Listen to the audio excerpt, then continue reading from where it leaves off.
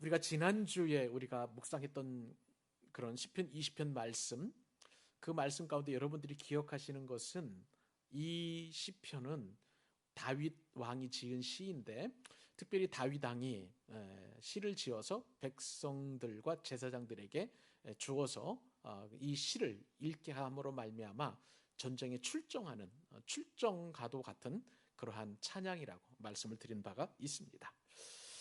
그래요. 말씀드린 것처럼 시편 20편은 시편이 전체 150편인데 이 150편 가운데에 아주 직접적으로 이방 나라와 전쟁을 앞두고 하나님께 올려드리는 찬양의 시, 그래서 이 승리를 기원한 시다라고 그렇게 할 수 있습니다. 이 시편의 그 지은 배경은 시편 10, 사무엘하 10장 1절로 9절 말씀, 그러니까 사무엘하 10장 전체를 1절부터 19절까지 그 배경을 두고 지은 시편이라는 것을 우리가 염두에 둘 필요가 있습니다. 사무엘하 10장에 보면 어떤 내용이 나오냐면 다윗 시대에 그때 당시 암몬을 다스린 왕이 나하스였습니다. 근데 이 암몬 왕 나하스가 죽고 그의 아들 한운이 이제 왕위를 계승을 하게 되는데, 그때 이제 나하스가 죽을 때에 다윗이 조문 사절단을 암몬으로 보내게 되었습니다. 왜냐하면 다윗이 살아 있었을 때, 어려움에 처했을 때에 이 암몬 왕 나하스로부터 큰 도움을 받았기 때문에 그의 슬픔을 애도하는 뜻에서 그렇게 조문 사절단을 보내게 된 것이죠. 이렇게 해서 이제 다윗이 조문 사절단을 보내게 되었는데, 그런데 한운과 그리고 그의 신하들은 이 다윗의 조문 사절단을 의심을 하게 됩니다. 신하들이 한운 왕에게 이야기하죠. 왕이시여, 다윗이 저 조문 사절단을 보내는데 그냥 보내신 줄 아십니까? 아니에요. 저 사절단을 통해서 우리나라가 어떠한 상황인지, 어떤 빈틈이 있는지 그렇게 염탐을 하기 위해서 조문 사절단을 보낸 것입니다 라고 그렇게 이야기를 합니다. 그 이야기를 들은 신임 왕 한우는 그 말에 이제 뭐라 그럴까요? 귀가 이제 움직이게 되었죠. 그래서 다윗이 보낸 조문 사절단을 아주 그 심각한 모욕을 주게 됩니다. 그때 당시에는 이제 대부분의 그 남자들이 수염을 기르고 있었는데요. 수염의 반쪽을, 사절단의 수염의 반쪽들을 다 잘라냈고요. 그리고 엉덩이 부분을 도려내는 그런 어떤 수치를 주게 되었습니다. 다윗이 이제 예루살렘에서 그 소식을 듣고 너무나 자신이 보낸 사절단이 수치스러운 그런 모습을 보면서 이제 여리고에서 좀 쉬었다 와라, 수염이 다 기를 때까지 와라 라고 하면서 그 자초지정을 이야기 딱 들으니까 너무 기가 막힌 거예요. 그래서 그 이야기를 듣고 다윗은 분노하게 되었죠. 그래서 다윗이 명령을 내립니다. 감히 하나님 나라의 사절단을 모욕을 한다, 결코 용서할 수 없다. 그래서 다윗의 신복이었던 요압 장군을 통해서 이 암몬 족속을 이제 그 멸절시키도록 그렇게 명령을 내렸습니다. 자, 이 소식을 듣게 된 한운 왕은 곧 발발하게 될 전쟁에 대비를 하게 되는데요. 이 암몬 주위에 있었던 여러 이제 족속들에게 뭐라 그럴까요? 사절단을 보내가지고요, 용병을 모집하게 되어서 무려 12,000명 정도의 용병을 그렇게 모집을 하게 되었습니다. 그래서 이 12,000명과 그리고 요압과 아비새가 이끄는 이스라엘 군대가 이제 전쟁을 벌이게 되는데요. 요압과 아비새 사이에는 전쟁에 용맹한 그런 장수들이죠. 서로 간에 약속을 했습니다. 즉 요압은 암몬 군대를 치고 그 다음에 아비새는 아람 군대를 칠 텐데, 만약에 암몬 군대를 이기면은 요압이 아비새 군을 도와서 아람을 물리치자. 아비새가 만약에 아람 군대를 먼저 물리치면 이제 암몬 쪽으로 와서 요압에게 와서 암몬 군대를 물리치자, 서로 간에 약속을 하게 되었는데요. 이 약속으로 인해서 암몬과 그리고 아람의 연합군은 엄청난 패배를 당하게 되는 것이죠. 이 패전이 눈에 보이자 이제 아람 족속의 하닷 에셀이 전투에 참여하지 않았던 강 건너편에 있던 아람 사람을 불러내서 이제 지원을 요청하려고 합니다. 그러자 이스라엘에서는 다윗이 온 이스라엘을 모아서 요단 강 건너에 진을 쳤습니다. 그리고 그들과 싸워서 대승을 거두게 되었습니다. 결국은 이 시편 20편 이 찬양의 결론은 승리입니다. 그것도 완벽한 승리이고요, 대승이었습니다. 근데 이 전쟁에 나서기에 앞서서 바로 다윗이 시를 지어가지고 하나님 앞에 이제 제사를 드리고 출정을 하게 될 텐데, 그 찬송의 시를 백성들이 읊게 하고 자신도 거기에 대해 화답하는 내용이 바로 시편 20편이라고 할 수가 있겠습니다. 그러므로 이 시의 성격은 출정시, 전쟁을 앞두고 하나님 앞에 올려드리는 그런 출정시라고 할 수가 있겠고요. 또 넓은 의미로 볼 때는 어떠한 종류의 환난이라도 하나님께서 우리를 승리케 하신다라는 면에서 어떻게 보면은 하나님 앞에 올려드리는 신정시다라고 그렇게 할 수가 있겠고요.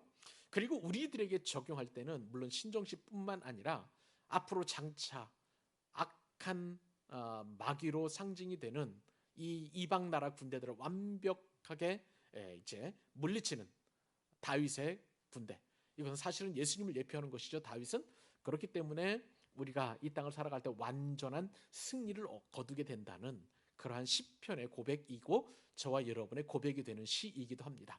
이런 배경을 가지고 오늘 말씀을 묵상하게 되고 우리가 말씀을 상고하게 되면 얼마나 큰 은혜인지, 우리에게 얼마나 큰 승리의 기쁨을 가져다주는 시인지 우리가 나름대로 생각해 볼 수 있는 것이죠. 자, 그런데 하나님께서는 이 기도를 반드시 응답하시는데 도대체 왜 하나님은 이 다윗의 기도와 그리고 이스라엘 백성들의 기도를 들으셨을까? 그것이 좀 중요한 것이죠. 오늘 우리가 집중적으로 바로 이 부분을 우리가 살펴볼 예정입니다. 자, 우리가 환난 날에 그리고 우리가 궁극적으로 승리하는 비결이 있습니다. 그것은 뭐냐면은 기도라는 사실입니다. 우리가 기도하는 한 우리는 환난 날에 승리할 수 있다는 것입니다. 자, 1절 한번 보실래요? 제일 먼저 시작하는 단어가 뭐냐면 환난 날에, 그렇게 다윗은 이 시편을 지어서 백성들에게 낭송하도록 했습니다. 환난 날에로 이렇게 시작을 하게 되는데, 이 환난은 앞서 말씀을 드린 대로 암몬과 그리고 아람 족속의 연합군이 이제 다윗과 맞서기 위해서 쳐들어오는 그런 상황 가운데 놓인 그런 전쟁을 말하는 것입니다. 사실 이 환난은요, 개인을 뛰어넘어서 공동체를 위협하는 그런 환난이라고 할 수가 있겠습니다. 우리가 이 땅을 살아가면서 개인적으로 당하는 환난이 있을 수 있어요. 그런데 그 환난이 이제는 내 개인을 뛰어넘어서 우리 가족 전체에 오는 환난이 있을 수도 있습니다. 그리고 이 환난의 크기가 더 커지면 우리 공동체인 교회에도 환난이 다가올 수가 있는 것이고요. 그리고 국가나 또 나라에 그런 환난이 다가올 수도 있는 것입니다. 이러한 환난, 그러니까 시편 20편의 배경은요, 개인적인 환난도 물론 있지만 이 환난이 증폭되고 확장되어서 공동체를 어렵게 하는 큰 환난이다. 내 힘으로는 도저히, 내 개인적인 힘으로는 맞서 싸울 수 없는 그런 환난이라고 보시면 되겠습니다.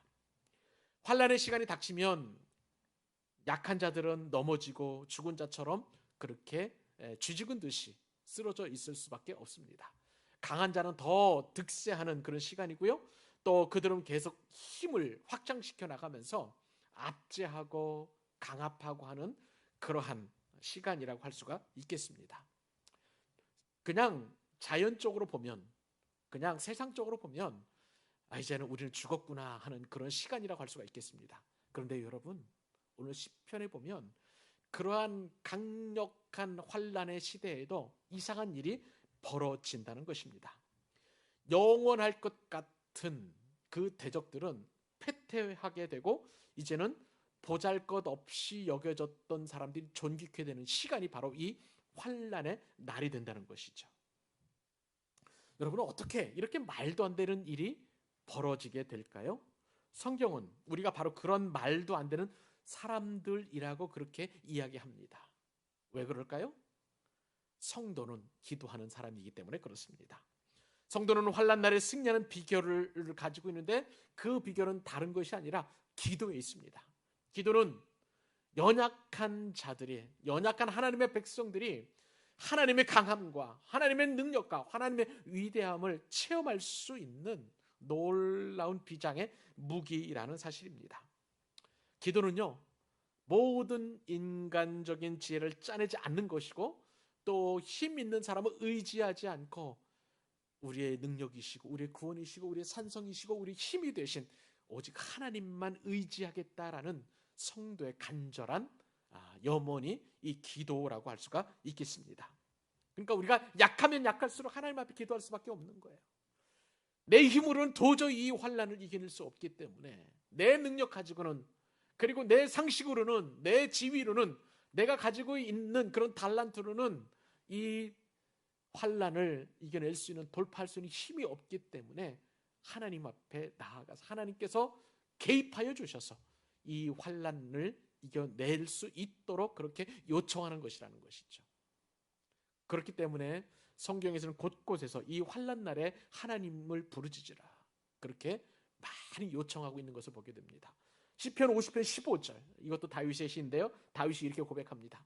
환난 날에 나를 부르라, 내가 너를 건지리니 내가 나를 영화롭게 하리라. 시편 91편 14절로 15절에도 보면 환난 날에 하나님 앞에 부르짖으라고 시편 기자가 그렇게 노래하고 있습니다. 하나님이 이르시되 그가 나를 사랑한즉 내가 그를 건지리라. 그가 내 이름을 안즉 내가 그를 높이리라. 그가 내게 간구하리니 내가 그에게 응답하리라. 그들이 환난 당할 때에 내가 그와 함께하여 그를 건지고 영화롭게 하리라. 환난 날에 우리가 할 수 있는 일은 아무것도 없죠. 오직 기도뿐입니다. 기도는 하나님 앞에 부르짖는 거예요. 하나님을 찾는 거예요. 하나님께 간절히 구하는 거예요. 하나님 앞에 요청하는 것입니다. 그러면 하나님께서 우리를 건져주시고 그 건져주심 때문에 우리가 영화롭게 된다는 것입니다. 사랑하는 여러분, 하나님께서 다윗을 통해서 우리에게 이 말씀을 주신 이유가 무엇일까요? 우리 개인적인 환난의 날에, 공동체에 닥친 환난의 날에, 우리 가정에, 이 나라에 어려운 환난이 당할 때에 하나님께 부르짖기를 소원합니다. 그러면 하나님께서 응답하시고 우리도 알지도 못하는 크고 은밀한 일들을 반드시 우리에게 보여주시는 줄로 믿습니다. 환난 날에 이렇게 부르짖으라고 말씀하시고 또 응답하시는 분은 어떤 분이실까요? 환난 날에 우리의 기도를 받으시는 분이 어떤 분이신지 다윗은 이렇게 고백을 합니다. 1절 하반절에 보니까 야곱의 하나님의 이름이 너를 높이 드시며, 환난 날에 우리가 부르짖는 그 하나님, 그리고 우리가 간구할 때 들으시는 그 하나님은 어떤 하나님이시냐? 야곱의 하나님이시라는 것입니다. 야곱의 하나님은요, 사실은 여호와 하나님의 다른 이름이라고 할 수가 있겠습니다. 그런데 다윗은요, 특별히 여호와라는 이름 대신에 야곱의 하나님이라고 그렇게 표현하고 있습니다. 자, 그렇다면 여러분, 야곱의 하나님은 어떤 하나님이시냐?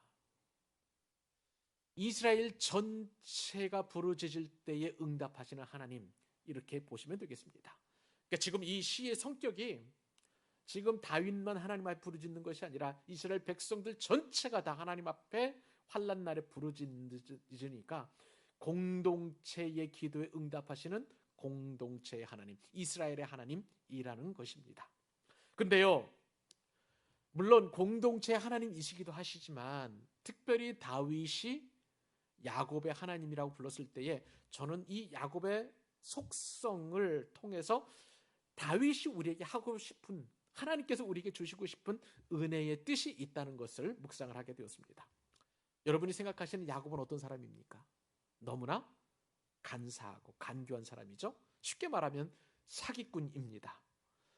야곱은 어떤 사람입니까? 엄마 리브가의 배에서부터 에서와 더불어서 계속 싸웠던 그런 쌍둥이 동생이었습니다. 내가 먼저 나가겠다는 것이죠. 에서가 먼저 나가니까 야곱은요, 형 에서의 발을 움켜쥐고 같이 따라 나갔던 그런 사람이에요. 그만큼 야망이 강한 사람이라고 할 수가 있겠습니다.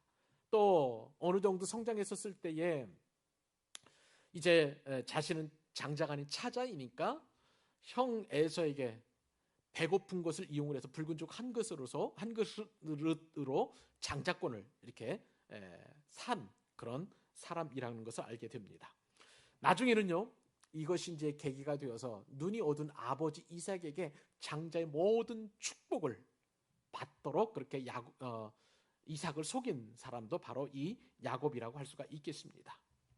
이 사건으로 인해서 이제 에서가 가만 놔두지 않겠다, 죽이겠다라고 그렇게 다짐하는 것을 듣고 어머니 리브가의 그 권유를 받고 외삼촌 라반이 있는 저 밧담 아람으로 도망을 가게 되었습니다.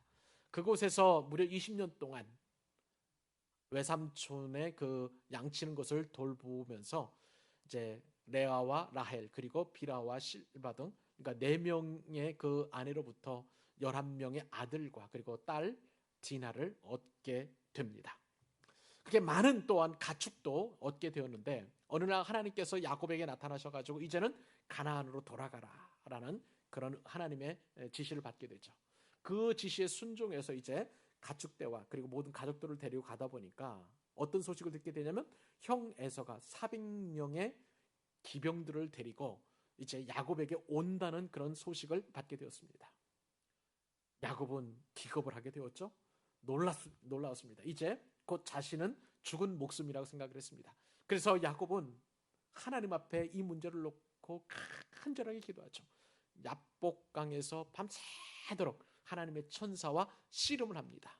그래도 야곱이 하나님의 천사를 떠나보내지 않자 하나님께서 야곱의 환도뼈를 쳐가지고 그래서 떠나시게 됐는데 그때 야곱의 이름이 변화가 되게 됩니다. 여러분 잘 아시는 것처럼 하나님과 겨루어서 이기게 되었다. 그래서 이스라엘이라는 이름으로 바뀌게 되었던 것이죠.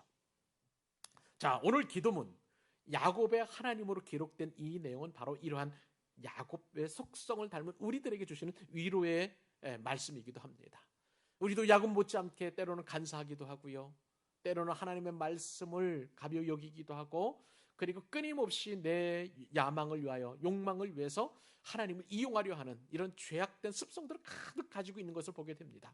그런데 그러한 야곱이 하나님 앞에 간절히 기도했었을 때에 하나님께서 응답하신 것처럼 아무리 부족하고 연약하고 그리고 하나님의 자녀답게 살지 못한다 할지라도 우리가 이 환난의 날에 야곱의 하나님 앞에 간절히 부르짖기만 하면 그 하나님께서 반드시 응답하신다라는 확실한 소망을 이 말씀을 통해서 우리에게 주시는 것을 보게 됩니다. 사랑하는 여러분, 그렇습니다.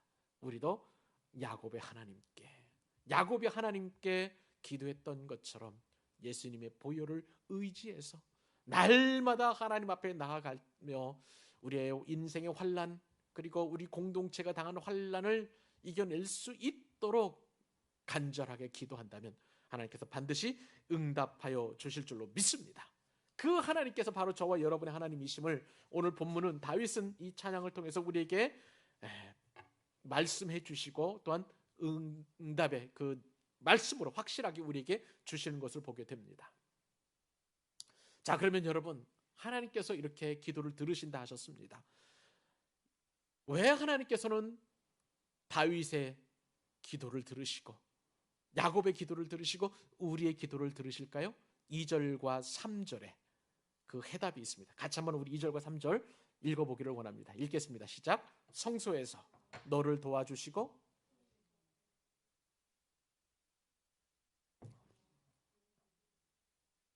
아멘. 여러분 여기에 보면 소재 그리고 성소, 시온, 번제 이 말에 공통점이 있어요. 여러분 직감하셨죠? 그렇습니다. 제사입니다. 하나님께서 우리의 기도를 들어주시는 이유는 우리가 하나님을 예배하기 때문이라는 사실을 시편 기자인 다윗은 그리고 이스라엘 백성들이 그 사실만큼은 정확하게 알 수 있도록 그렇게 시를 지어서 우리에게 말씀해 주십니다. 하나님은 신실하게 예배하는 자들을 불쌍히 여기시고 그들이 간절히 기도하는 기도를 들어주십니다. 하나님은 밑도 끝도 없는 간구에 응답하시지 않습니다.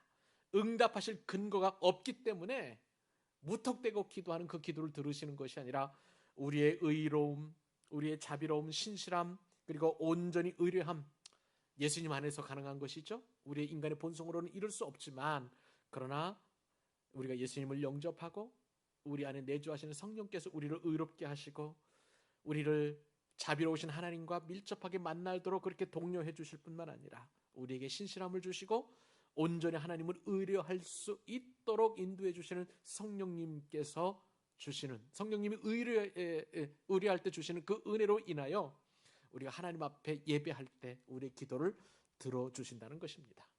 그러므로 우리의 예배는 너무나 소중한 거예요.